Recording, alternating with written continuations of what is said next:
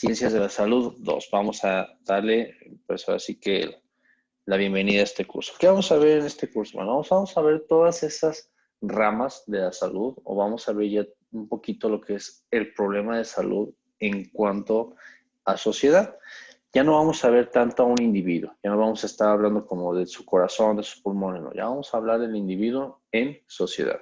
Prácticamente este tema es lo que compete a una materia ya, por decirlo de alguna manera, de salud pública a nivel universitario. La salud pública es toda esa facilidad que tiene el paciente o la persona de adquirir la salud o de tener una vida saludable o sustentable al menos. De eso se va a tratar este semestre. No es tan interesante como el pasado, es mucho más sencillo, pero sí tiene sus cositas diferentes. Bueno, vamos a empezar entonces con lo principal, que es primeros auxilios. Si ustedes ven en su libro, quienes tengan el libro, te maneja mucho lo que son los accidentes. Empieza con lo que son accidentes. Pero pues bueno, no, creo que no estoy dando clases en primaria como para detenerme a ver lo que es un accidente en casa, ¿no? Como para decirles, revisar una periódica instalaciones de gas y luz, enseñar a los niños cuáles son llaves de agua caliente y de gas. No, creo que todos estos tipos de accidentes ya los vamos a obviar, solamente lo que tenemos que entender, por decirlo de alguna manera, son los riesgos laborales, obviamente riesgos de hogar, riesgos laborales, y a partir de ahí ya vamos a entrar a lo que es primeros auxilios. Ok, supongamos que ustedes tienen una persona, ustedes son la persona a la cual tiene un accidente. ¿De qué tipo? Del que sea. ¿Qué se tiene que hacer? Se tiene que presentar primeramente lo que son los primeros auxilios. ¿Qué son los primeros auxilios? Bueno, su objetivo es aliviar el dolor, ansiedad del herido o enfermo y evitar agravamiento del estado. En casos extremos son necesarios para evitar la muerte hasta que se consigue la asistencia médica. Entonces, ¿para qué sirven los primeros auxilios? Es la primera línea de batalla, por decirlo de alguna manera, de un proceso de sanación. Si ustedes ven a una persona herida o algo por el estilo y ustedes pueden presentar los primeros auxilios, ustedes van a ser ese diferenciador entre lo que puede ser la vida o la muerte o simple y sencillamente lo que es agravar su problema. 10 consejos generales. El libro nos maneja muy poquitos. Yo esta información la saqué, pues ahora sí que entre internet y otros libros, de lo que son los consejos generales para primeros auxilios. Los 10 primeritos es actuar con rapidez, pero conservando la calma. De nada te va a servir que llegue un paramédico que está súper nervioso y no sabe ni siquiera cómo empezar a dar la atención. Evitar aglomeraciones. ¿Por qué? Por la oxigenación del paciente. Entre más gente, entre más aglomerado esté el asunto, pues la oxigenación para el paciente va a ser menor. Saber imponerse, es decir, establecer las reglas, tú de aquí para acá no pasas, vamos a empezar a dar primeros auxilios a la persona. No ver a la persona herida salvo que sea imprescindible, porque hay algunos tipos de fracturas los cuales pueden comprometer la vida del paciente, llámese alguna fractura de médula o alguna fractura inclusive de costilla, puede llegar a perforar algún pulmón del paciente. Por lo tanto, lo primerito que se tiene que conservar es la posición del paciente. Si lo pueden acostar, perfecto. Otra cosa que hay que procurar es el traslado adecuado. Tú no puedes presentar primeros auxilios en una zona de riesgo. Lo que tienes que hacer es llevar a una persona a una zona neutral o donde no haya riesgo y poder empezar a presentar los primeros auxilios.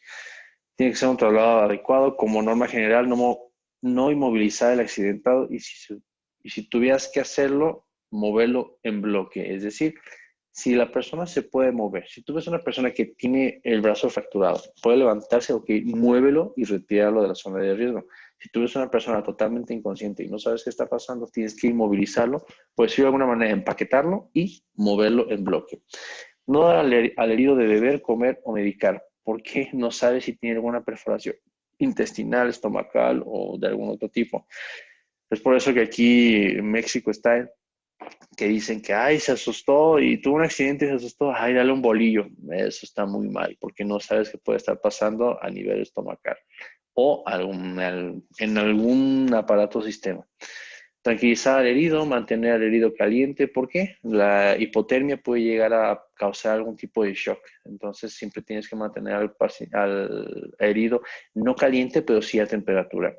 hacer solo lo imprescindible y lo más importante. Si no sabe, abstenerse. Si no sabe, no se meta. Así de sencillo. Lo único que puede pasar si no sabes si das primeros auxilios es que empeoras al paciente o sea, lo puedes matar. Muy bien, evaluación del paciente. Vamos a tener que evaluar al paciente para poder decir,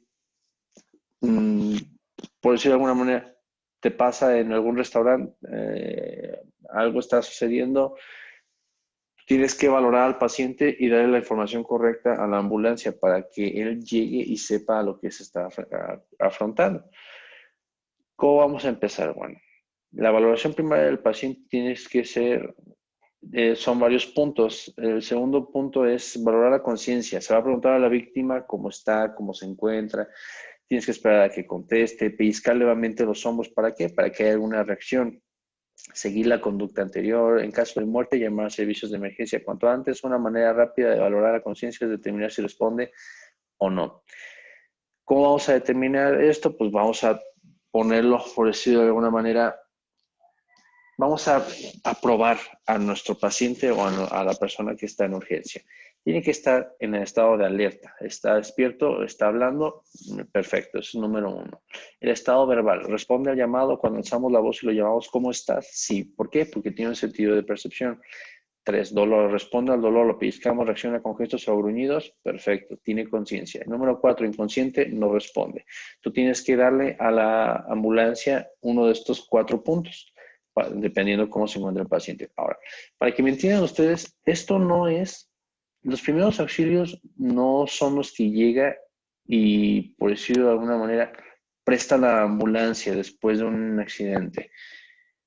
A menos, claro, que los primeros en llegar sean los paramédicos. Los primeros auxilios es la primera persona o los primeros, pues, ¿cómo decirlo? Los primeros en atender la urgencia. Pueden ser ustedes, puede ser un paramédico, puede ser quien sea y pueda hacerlo, ¿vale? Tienes que valorar entonces el valor, bueno, el estado de conciencia. Para evaluar al paciente, la valoración neurológica mediante la escala de Glasgow. Esta es la evaluación de respuesta motora. Vamos a colocarlo por números, así que de lo más severo a lo menos severo.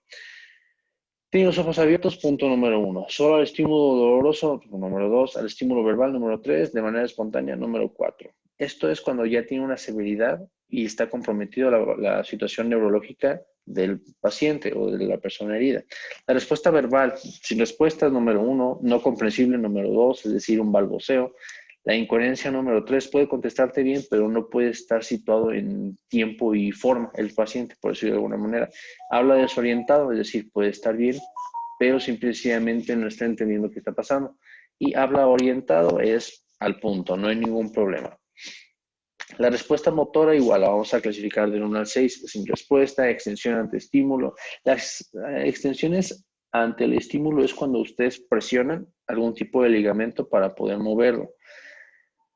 Esta no es muy clara, pero bueno, la extensión ante el estímulo puede ser algún tipo de piquete, por ejemplo, que te piquen la costilla con algún dedo. Obviamente el cuerpo va a reaccionar. La flexión anormal, es decir, cuando hay alguna fractura o cuando hay algún dislocamiento, pues la flexión va a ser anormal. Llámese rodillas, codos, hombros o cualquier tipo de articulación en el cuerpo. Se retira ante el estímulo doloroso. ¿Qué quiere decir ahí? Que puede haber algún tipo de herida o puede haber algún tipo de sangrado interno o pues se lastimó el asunto ahí. Obedece las órdenes, quiere decir, tiene movimiento por voluntad. Valoración de la escala. Ya que sumamos todos estos puntos, vamos a tener 15 puntos, el paciente está en estado normal.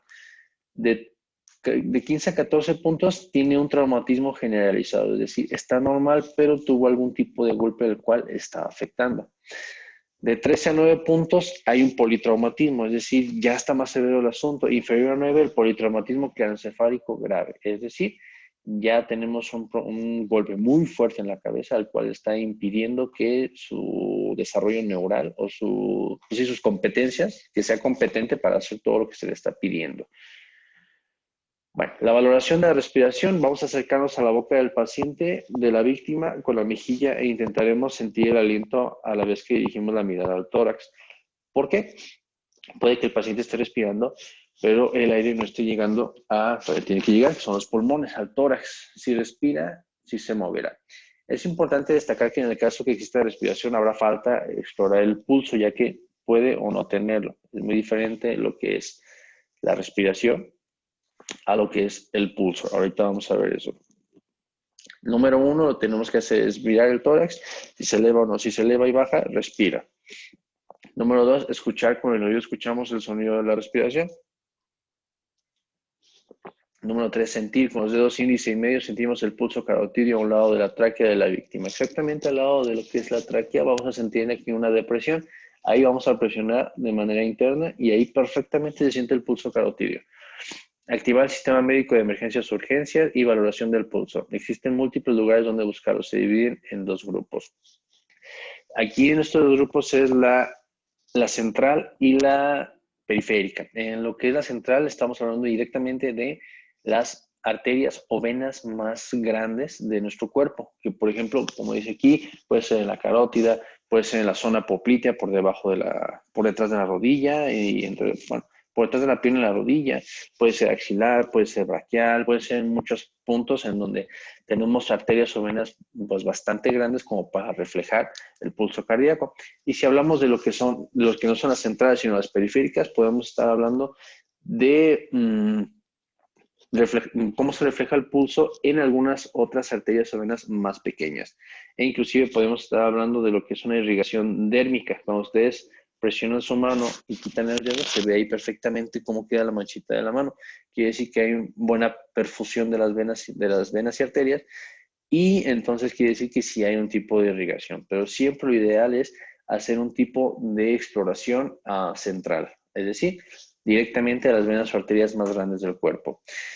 Para prestar atención o primeros auxilios vamos a tener o a requerir al menos son materiales básicos. ¿Por qué materiales básicos? Porque ustedes lo pueden llegar a atender si no tienen este tipo de material, que son gasas y compresas estériles. Si hay algún tipo de herida, ustedes no pueden llegar, romperse un pedazo de vestido de pantalón y meterlo ahí. ¿Por qué? Porque no está estéril. Lo que puede hacer es contaminar la sangre y eso puede llegar a perjudicar a tu paciente.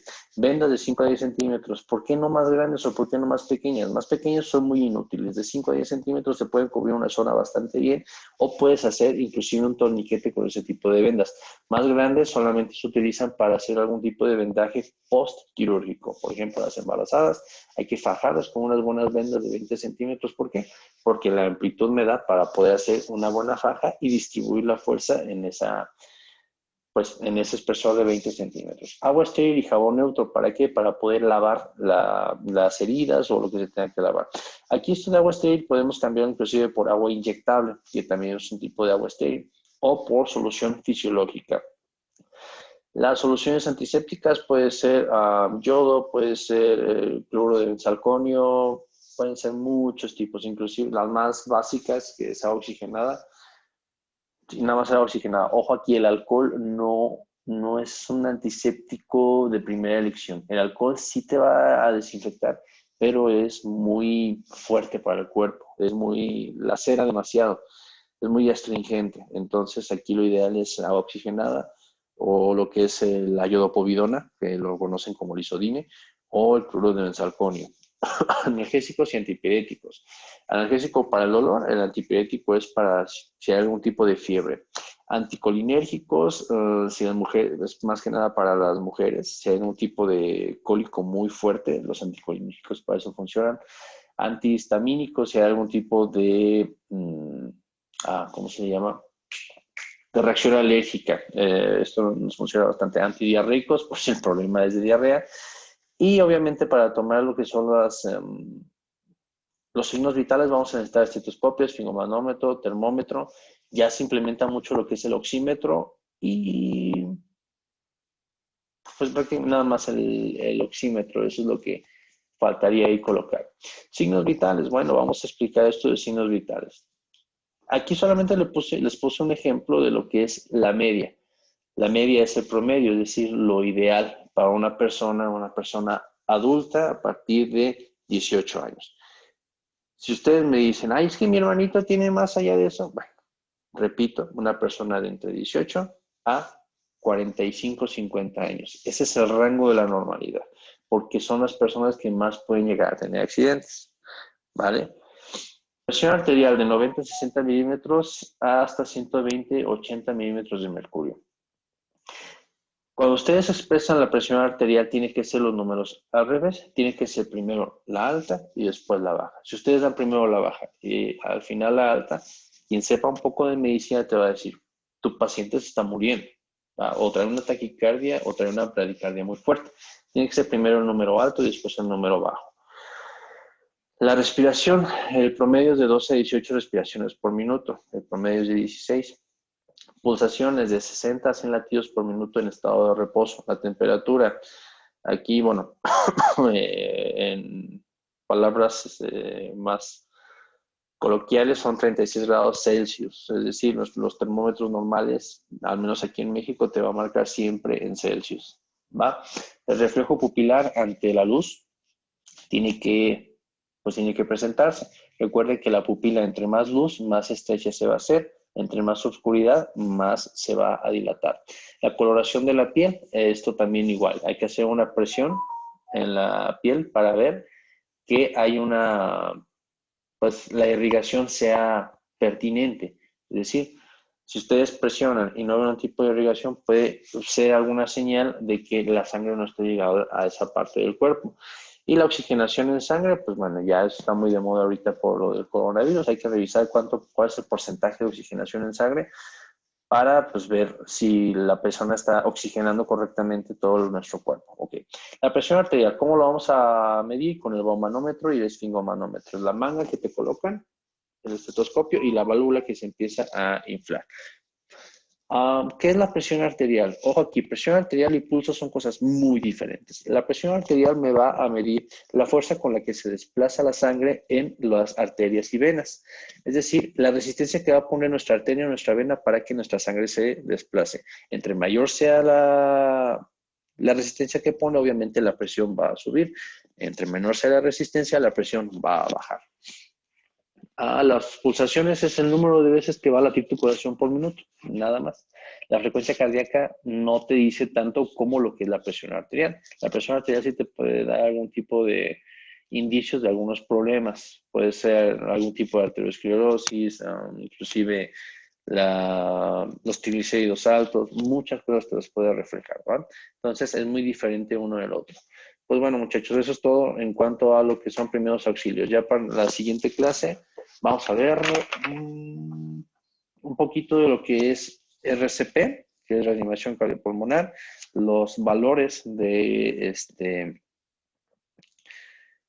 para poder restablecer lo que es la RCP, las maniobras de Heimlich, la respiración boca a boca, lo que es un paro cardíaco, estado de shock, hemorragias, muchas cosas, torniquetes, heridas, vendajes y demás. Muy bien. ¿Tiene alguna duda? Sí, profe, yo tengo dos. Dime. Ok. La primera, yo sigo usando el libro que es la séptima edición. Mire, déjeme poner mi cámara para enseñarle. Ujú. ¿Ya lo vio? Ok. ¿No? Eh, ¿En qué páginas está esto de los primeros auxilios? Uy, tendré que checarlo. Lo tengo ahí en el otro cuarto. Lo reviso y mándame un WhatsApp y ya te digo en qué páginas están para que lo vayas siguiendo. Ese libro te funciona perfectamente también, ¿eh? Carlos, ahí cuando te diga me le pasas también las páginas a mí, porfa. Sí, sí, Igual, si sí. quieres también me mandas WhatsApp, Diego, para checar eso. Sí. Ah, sí, Y- profe, yo tengo otra pequeña duda. Dime. En las asesorías, bueno, ya que usted dijo que va a ser de este lunes que viene en 15 o en 8, Ujú. no sé, vamos a estar haciendo como prácticas de eso. Si Todos los ustedes temas. gustan, sí podemos hacer, bueno, creo que lo más indicado sería hacer prácticas. Sin embargo, ahorita por la cuestión de la pandemia va a ser individual y bueno, ahí podemos hacer un poquito de magia con videos y demás, pero sí podemos hacer las prácticas, pero no en parejas. Lo ideal sería en parejas para que se entendiera un poco más. Ya vemos cómo lo hacemos, pero si gustan, sí podemos hacer las prácticas para que sea un poquito más interactivo y pues les funcione, que es la idea de esto. Gracias. eh, Va. y tengo otra duda. Ujú. ¿Me repite cómo se hacen los torniquetes? A los torniquetes, eso es parte de lo que dijo Juan Diego. Eso tenemos que hacerlo en práctica. ¿Para qué? Para que ustedes entiendan cómo hacerlo y lo hagan ustedes mismos también. Si te explico cómo hacerlo, vas a decir, ok, no entendí cómo, no sabes con cuánta fuerza o cómo se hace. Ya que sea la práctica, si puedes asistir, perfecto. Lo hacemos, te explico bien cómo se hace, ¿va? Ujú, está bien. Va. ¿Alguna otra duda, muchachos? Profe, ¿Quién habla? Lucero, Dime, Lucero. dice Paola que si va a subir la clase. Sí, Ok, gracias. va. ¿Alguna otra duda? ¿Las tareas, nos las vas a dar aquí por la clase o las vas a subir a Moodle? Las voy a subir porque en teoría no podemos ni siquiera obligarlos a que se conecten. Entonces, si lo doy por aquí, no va a faltar el que se queje. Entonces, mejor lo hacemos en Moodle para que ustedes lo chequen a la hora que quieran. Eso sí, tienen que entregar en tiempo y forma. Si no lo entregan en tiempo y forma, ya saben, empieza a bajar su calificación. Va, gracias. ¿Alguna otra duda, muchachos? No, bueno, nada más para comentarles, si no se conectan a tiempo, ahorita porque fue la primera clase, pero si no se conectan a tiempo ya no los voy a admitir porque es súper tedioso estar admitir a cada uno de los que están llegando tarde. Aparte de que si te van a preguntar algo que explicaste al principio, pues no tiene mucho caso, ¿verdad? Por eso hay un horario y por eso les doy 2 minutitos de chance para que se puedan conectar. Bueno, entonces muchachos, si no hay ninguna otra pregunta, pues ya sería todo el día de hoy. Nos vemos, yo pienso que para dentro de 8 días. Y el día de hoy les dejo su tarea, ¿va?